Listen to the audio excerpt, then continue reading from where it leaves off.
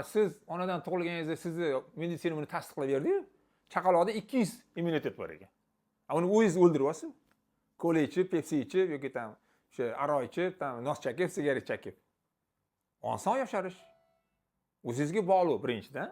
Lekin mashinangizni yuvasiz, pilsosda qilasiz ichlarini. Odamni ham xuddi shunaqa. Hali o'sha tanani yoshartirish deganda, o'sha bizning o'sha 7 kunlik ochlik bilan davolaydigan narsamiz bor. Subhanalloh. Qoni ham yengil bo'ladi. Xolos 20 xil bor analiz topshirsin, jigarlarning ichiga kirsin ham. Oldin qilmasdan oldin, keyin qilgandan keyin borsin.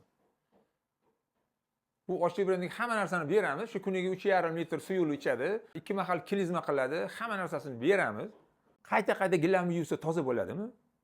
Odamzod ham xuddi shunaqa. Yil davomida bu ish qilmagansiz, tug'ilganingizdan beri qilmagansiz. Xudo xolisa Allohning izni bilan chiqib ketadi. Kuniga 2 martadan keyin 14 marta klizma bo'ladi. 2 kun 3 kundan keyin unitazga qarang, nimalar tushayotgan ko'rib, o'zi shok bo'lib qolasiz. Realni aytyapman. Yigitdek bu yuradi yoki ayol kishimi? Sirazi o'zgaradi.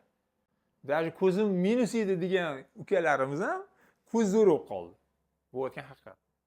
Yaqinda o'sha jigar sirrozi chiqib ketdi vaziyatdan. 49 yoshli ukam Jahongir degan bola. Nimani hisobiga chiqib ketdi? Tozalash hisobiga chiqib ketdi-yu.